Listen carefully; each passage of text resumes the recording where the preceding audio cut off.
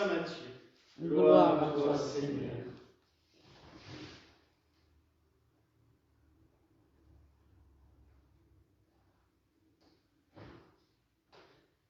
En ce temps-là, Jésus dit à ses disciples cette parabole. Le royaume des cieux sera semblable à 10 vierges qui, avec leurs lampes, sortirent au-devant de l'époux et de l'épouse. Or, 5 d'entre elles étaient sages et 5 étaient folles. Les 5 folles, en prenant leurs lampes, ne prirent point d'huile avec elles. Les sages, elles, prirent de l'huile dans leurs vases avec leurs lampes. L'époux, tardant à venir, elles s'assoupirent toutes et s'endormirent. Mais au milieu de la nuit, un cri se fit entendre. Voici l'époux qui vient. Allez au-devant de lui. Alors toutes ces vierges se levèrent et préparèrent leurs lampes. Mais les folles dirent aux sages, donnez-nous de votre huile, car nos lampes s'éteignent. Les sages leur répondirent, de peur qu'il n'y en ait pas assez pour nous et pour vous, allez plutôt chez les marchands et achetez-en pour vous. Mais pendant qu'elles allaient en acheter, l'époux arriva, et celles qui étaient prêtes entrèrent avec lui aux noces, et la porte fut fermée. Plus tard, les autres vierges arrivèrent à leur tour et dirent, Seigneur, Seigneur, ouvre-nous. Mais il leur répondit, en vérité, je vous le dis, je ne vous connais pas. Veillez donc, parce que vous ne savez ni le jour, ni l'heure. Louange à toi, ô Christ. Louange à toi, ô Christ. Et que par ce saint évangile, nos péchés soient effacés, nos maladies guéries, nos peines consolées, et toute puissance adverse anéantie. Vous pouvez prendre.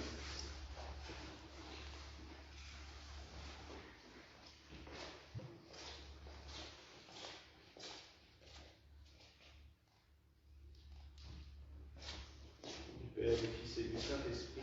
Amen. Mes très chers frères et sœurs, nous célébrons une sainte assez récente, mais dont la vie est un vrai roman. Je dirais même que c'est une vie qui serait digne du cinéma, et cela l'a déjà été. Sainte Joséphine Bakhita. Bakhita n'est pas son nom de famille. Bakhita, c'est son prénom africain qu'elle a reçu à l'âge de 10 ans, puisqu'elle ne se souvenait plus de son prénom d'origine, tant son enfance a été d'une violence et d'une cruauté extrême. Je m'explique. Elle est née au Soudan, dans la deuxième moitié du XIXe siècle. Très vite, elle a vu ses tantes kidnappées pour devenir esclaves. Elle a vu sa mère assassinée et elle-même, à l'âge de 9 ans, a été réduite en esclavage. L'esclavagisme à l'époque était très courant entre les tribus. On prenait les enfants des autres, on faisait ses propres esclaves. Par la suite, elle a été mise en esclavage. D'après ses souvenirs, elle avait été achetée 4 fois par des personnes différentes. Elle est achetée par une famille d'un général turc qui a envahi cette partie de l'Afrique, et celui-ci décide de la faire tatouer. Non pas avec notre mode de tatouage à l'encre, ce qui aurait été encore assez sympathique, mais à la méthode africaine, c'est-à-dire que l'on taille le dessin avec une lame de couteau sur la peau et qu'après on y répand pendant plusieurs jours du sel pour que les plaies s'ouvrent bien et que les cicatrices soient très épaisses. Sans compter les multitudes de coups de fouet et autres sévices. Dieu merci, elle a toujours réussi à échapper au viol par des moyens, je dirais, providentiels, puisqu'à chaque fois, en fait, les 2 fois où elle a failli être violée en Afrique, elle a été sauvée par celui qui plus tard essaiera aussi de la violer. Mais bon, elle y échappera aussi. Elle est achetée par une famille italienne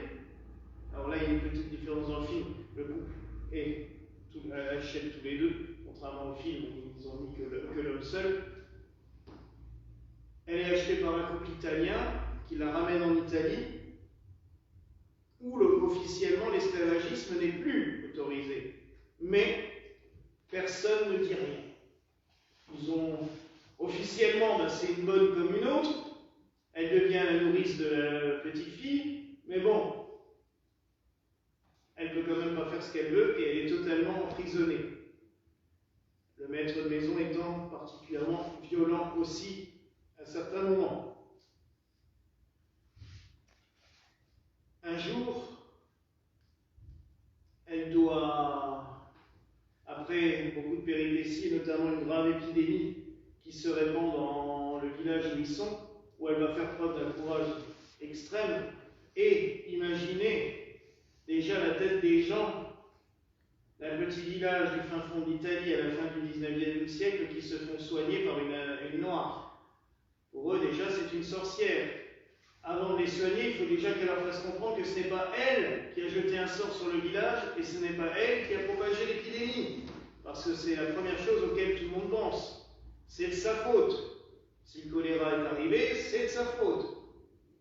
Elle n'y pouvait pas grand-chose. Elle va soigner tous ces malades et elle va faire la connaissance de deux religieuses, des sœurs canossiennes. C'est des sœurs enseignantes, des sœurs de charité, puis des sœurs enseignantes italiennes. Elles sont originaires de Venise. Elle va partir là-bas avec elle. Elle va vivre avec elle et se sentir appelée à la vie religieuse et surtout déjà au baptême, parce qu'elle n'est toujours pas baptisée. Et elle s'appelle donc toujours Paquita, ce qui veut dire la chanceuse, parce que c'est la fille du général turc qui l'avait appelée comme ça. Je ne suis pas sûr que c'était vraiment une grande chance de se faire maltraiter, fouetter, cravacher, mais bon, elle estimait que son esclave devait s'estimer être chanceuse. Plus tard, Paquita dira quand même qu'elle a toujours eu beaucoup de chance, parce qu'elle a toujours échappé au pire, et qu'elle a toujours réussi à calmer ceux qui lui voulaient du mal, et même les autres. Donc, Paquita aura toujours un grand sourire sur le visage, comme nous le voyons sur cette photo, puisque nous avons la chance, comme c'est une sainte récente, de la voir en photo, dans la tenue des sœurs canossiennes. Elles avaient chacun un petit bonnet là, avec leur petit nœud dessus. Et donc elle se fait baptiser par quelqu'un qui deviendra un grand saint, puisque à l'époque il est archevêque de Venise, et c'est à l'époque le cardinal Sarto, donc c'est avec le saint Pie X, qui deviendra donc le pape Pie X. C'est lui qui la baptise, il lui fait faire sa première communion. Mais là, de nouveau un problème. La famille réclame la jeune fille. Pour eux, elle n'a pas le droit d'être baptisée, elle n'a pas le droit de vouloir prendre sa liberté de devenir religieuse, elle leur appartient. Et ils font un procès comme si on leur avait volé un meuble. Et ils sont obligés de justifier devant la justice qu'elle n'est pas un meuble, mais qu'elle a bien une âme, qu'elle est bien capable de décider par elle-même.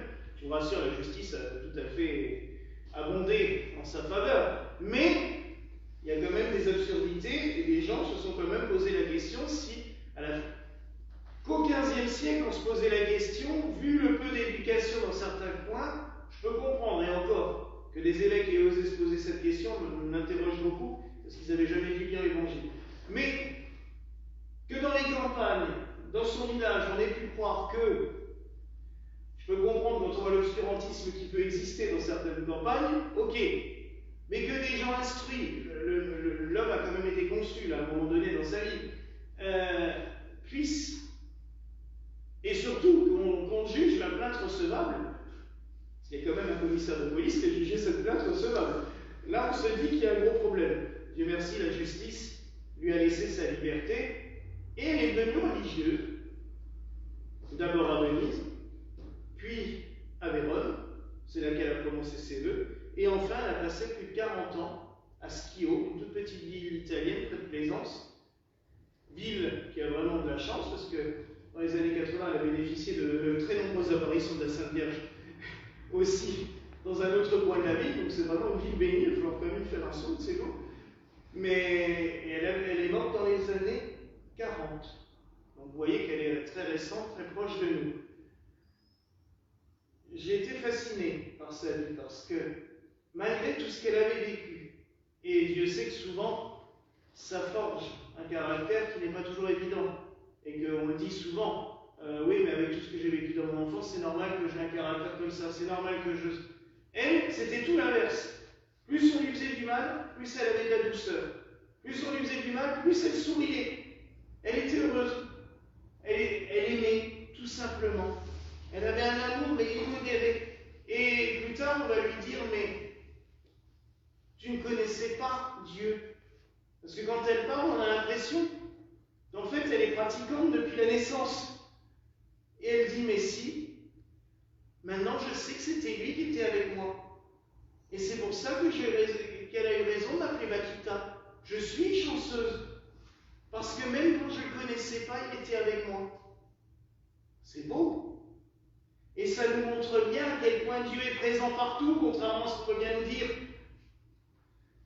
Et là, j'ai encore lu, il y a tout un débat parce que beaucoup de prêtres maintenant commencent quand même à dire mais Dieu est partout, arrêtez avec vos conneries. Et qu'il se montrera à tout le monde, tous ceux qui veulent le voir. Il est là, et que même ceux qui ne le connaissent pas, il est auprès d'eux. Et il y a encore malheureusement des prêtres qui disent non, non, non, c'est totalement faux. C'est que pour les chrétiens, les autres. Mais la preuve que non, puisque sinon Bakita n'aurait pas eu ce sentiment. Et elle l'a répété tout au long de sa vie. Mais il était avec moi depuis la naissance, je le savais. D'une manière, je le savais, il y avait quelqu'un. Je ne savais pas qui c'était. Je ne savais pas le nommer, je ne connaissais pas son histoire, mais il était là. Et c'est grâce à lui que je m'en suis sorti de tout cela. Et Dieu sait qu'elle a vécu les pires horreurs. Donc mes frères et sœurs, ce soir en priant Sainte Bakita, parce qu'il faut vraiment la prier, pour beaucoup de raisons d'ailleurs, parce qu'il y a encore de nombreuses personnes dans notre monde qui vivent en esclavage. On ne s'en rend pas compte, mais il y en a encore énormément dans de nombreux pays. Il y a aussi beaucoup de chrétiens qui actuellement ne peuvent plus vivre dans leur pays en Afrique. Vous avez déjà parlé la semaine dernière du Niger, où des prêtres se font martyriser, des chrétiens se font assassiner par centaines, toutes les semaines. Donc prions Sainte Bakita qu'elle puisse apaiser et apporter la paix dans ses pays d'origine, sur son continent d'origine. Prions aussi Sainte Bakita, je trouve, pour qu'elle nous donne cette joie permanente. Et je dirais, encore plus que je l'ai déjà dit dimanche matin, mais c'est vrai que quand on voit la vie de Sainte Bakita et qu'on voit qu'elle ne s'en faisait pas et qu'elle continue à vivre, arrêtons de nous casser la tête pour des petites broutilles humaines. Et je vous parle en connaissance de cause. Moi qui me martyrise la tête depuis des semaines, des jours et des jours, ben non, ça ne sert à rien. Voilà un exemple. Malgré tout ce qu'elle a vécu, malgré la peur et l'angoisse, parce que c'était en permanence, elle a gardé cette joie en Dieu, cette bonté, cette pureté. Ça, c'est beau. Et rendez-vous compte qu'une religieuse toute humble, parce que les sœurs cappadociennes, ce n'est pas des religieuses, j'allais dire, médiatiques ou qui font des grands tralala. Elles sont dans leurs écoles, elles sont dans leurs orphelinats. On ne les voit pas, personne ne les connaît. Mais imaginez-vous que quand elle est morte, c'est des foules entières qui ont débarqué au couvent. Des foules entières. Parce que depuis 45 ans ou 46 ans qu'elle était à Skio, tout le monde à un moment donné avait été soigné par elle. Tout le monde avait à un moment donné, peut-être l'avait eu en classe. Et son sourire, chacun l'avait gardé au fond de lui. Et quand sa mort a été annoncée, tout le monde est venu. Et la preuve, c'est que son procès de canonisation a été ouvert l'année suivante de sa mort, tellement il y avait des flots ininterrompus de fidèles qui venaient sur sa tombe. D'autant plus que quand elle est morte, tout le monde a été surpris, c'est que, avec tout ce qu'elle avait vécu et enduré dans sa chair, elle ne faisait pas du tout ses 70 ans. Loin de là. Elle était sereine, très apaisée. Et les miracles ont continué. Il y a eu des grâces. On continue sur sa tombe et encore maintenant. Le pèlerinage est très très très vénéré parce que tout le monde va la prier. Elle est exposée sur l'autel de l'église puisque le Seigneur a souhaité la préserver. Et tout le monde va la prier de partout en Italie. Maintenant, elle commence à être un peu connue en France aussi. Et j'en suis content. Mais moi, je vous avoue que je l'ai connue il y a 25 ans, puisque j'allais aux veillées de prière à Königshofen. À l'époque, chez les Pères Capucins.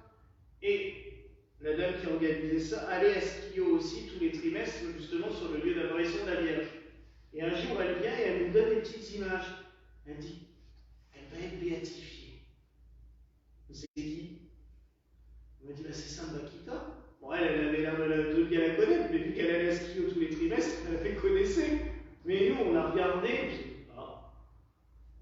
l'image, elle est dans ma collection d'images à la maison, et j'avoue que je ne l'ai pas pris en main pendant des années et des années. Puis quand elle a été canonisée en 2005, là, on a commencé à en parler un peu plus. Et c'est vrai que une des très belles choses qui a été faite, c'est ce film qui a été tourné en Italie il y a une dizaine d'années, qui a été diffusé en France depuis 5 ans. C'est fabuleux. Parce que ça vous... Je dirais même que même ma grand-mère, qui d'habitude ne se concentrait pas sur un film, plus d'une demi-heure, là, les 4 heures du film, elle était scotchée devant la télé et elle n'en a pas loupé un morceau. Et elle l'a même dit, oh, qu'est-ce que c'était bien. Parce que c'est pas la façon de tourner qui est bien. C'est ce qui ressort de Bakita. Une joie de vivre, une bonté, une lumière. Voilà, c'est une lumière qui sort d'elle. Alors mes frères et sœurs, n'hésitons pas à prier Sainte Bakita. Supplions le Seigneur qui nous donne beaucoup de saintes comme elle. Puis bon, à son baptême, elle a connu un joli prénom, Joséphine. Et la vieille Joseph dedans quand même, hein, c'est pas mal. Et il fait pour quelque chose parce que je précise quand même qu'elle est enterrée dans l'église de la Sainte Famille.